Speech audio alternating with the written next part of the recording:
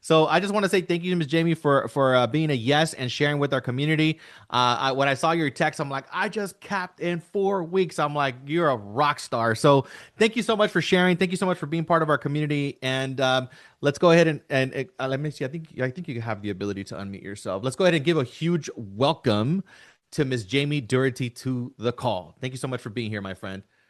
All right, here, let me see. Ask to unmute. Let me see. I think I just gave you the opportunity to do it. Okay, there we There go. you go. Welcome, Ms. Jamie. Thank you for having me. And Of please course. forgive me for having to rush off right afterward, but I have a plane to catch, but I wouldn't miss this for the world. I appreciate you so much. And tell with this now that where are you traveling? Where are you at? Tell us where you're visiting. So we were visiting Atlanta, but right now we're in Woodstock, Georgia, and we're visiting my husband's mentor, his business mentor. So Oh, we've had nice. 4 days to just soak up all of his knowledge. I love it. I love it. That is amazing. Well, thank you so much for being on the call once again.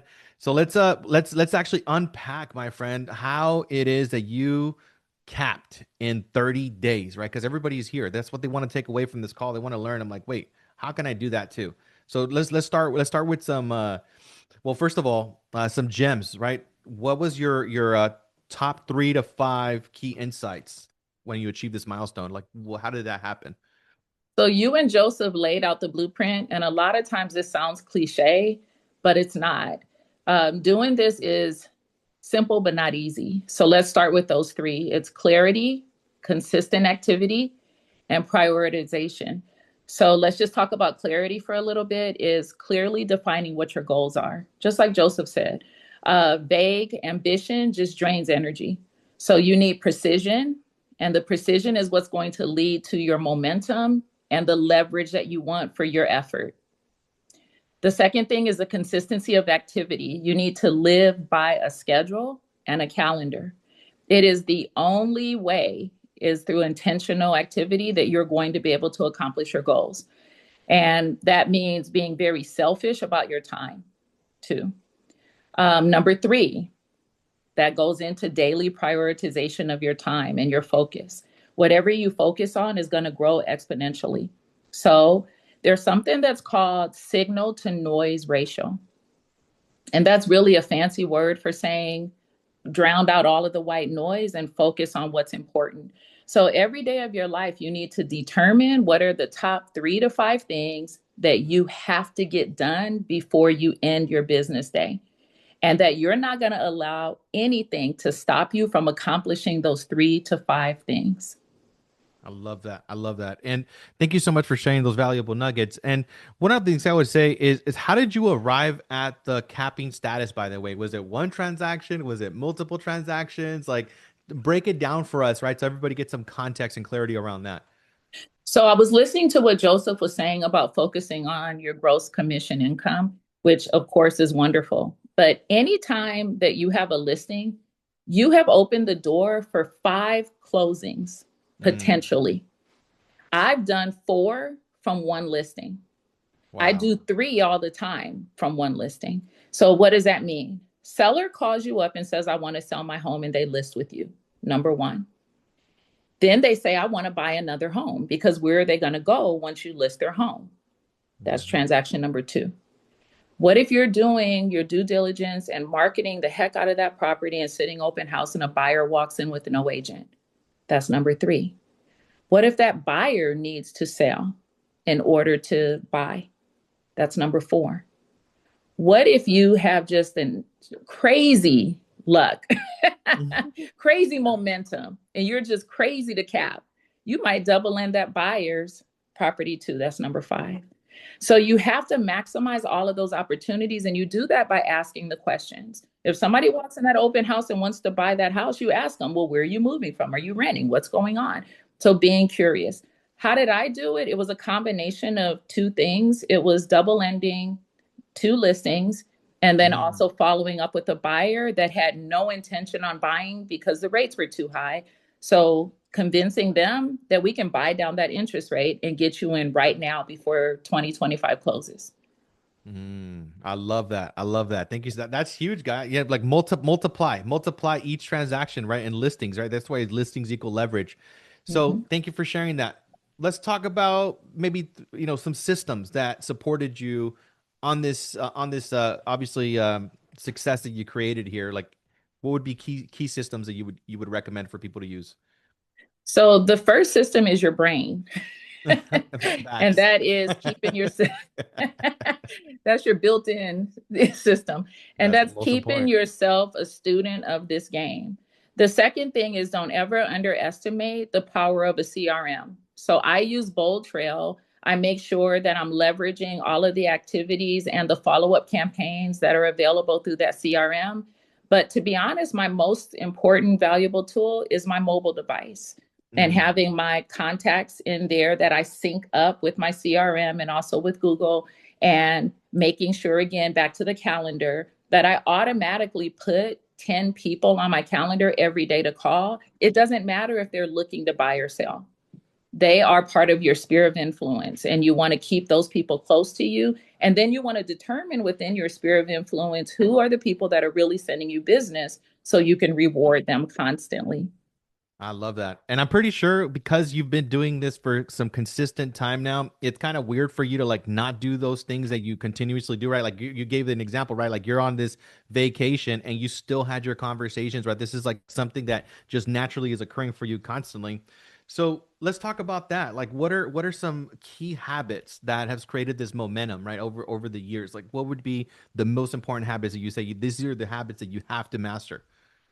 You have to master that, for me, the sphere of influence and following up.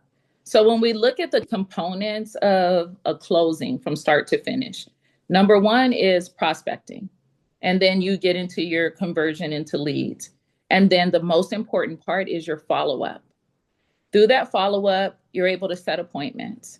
And then you're able to go into contract once you have appointments and then close. So when you go back to the beginning of prospecting, that truly is the goal. And I say you prospect 3 hours a day, whether you have uh, things in escrow or not. Make that a habit. That is your job. So we all want to be self-employed, we know, but you still have a job to do as a self-employed person. Sorry about the phone ringing. It's all good. But as a self-employed person, you still have a daily job and task to do. And that starts with prospecting. And I say 3 hours a day, no matter what you have in escrow. And a lot of times we associate prospecting with like this hardcore, we got to have something, important to say. All you need to have is a call to action. Mhm. And that call to action is, what would make somebody want to move right now and not wait? So keeping yourself educated on where the market is and the current events. And like you said today, the interest rates being less than 5%, that's a call to action, or less than 6%. That's a Yep. call to action. Yep. Buyers and sellers, unlike what we think, they don't control the time. We control the time. And that gets into the art of sales, the art of conversion. So it's increasing your ability to convert those leads. I love that. I love that. And last question, Ms. Jamie, and since you touched about the art of conversion, what would you Mhm. say are like the top three skills that you've developed that help you to become masterful and obviously get to this level? Like, what are the top three skills that you've mastered?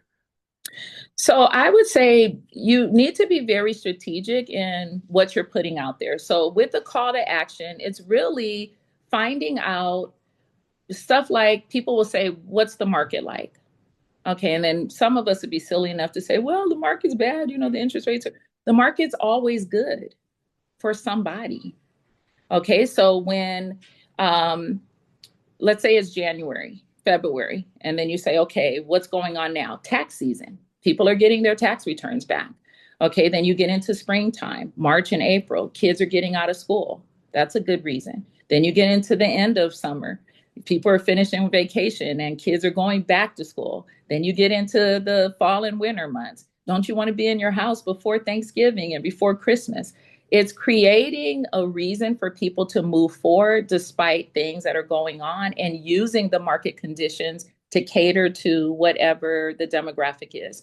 So if inventory is very high, it's a buyer's market. When inventory is low, it's a great time to sell. When interest rates are high, you look for cash people. There is always something that will draw the right buyer or seller at the right time. But it starts with conversations, knowing what the marketplace is doing, and then getting on the phone and just telling people stories of what the market is doing. Yes, I love that. I love that. Very, very well said. And I know I asked you a couple of questions. Anything else that you would like to leave everyone with today? Like as a last thing that you say, like, hey, I got to leave this gem with everybody. I would say real estate pulls us in so many different directions. So we're trying to prospect, we're trying to generate leads, we're trying to use AI and all of these things. It's like spinning plates. Get one plate going. Don't overwhelm yourself trying to do 20 things at one time. You get one plate going, you start having some success with that, then you move to the next plate.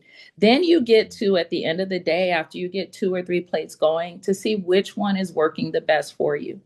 One way and style is not for everybody, so you have to find what is your niche and then go with it.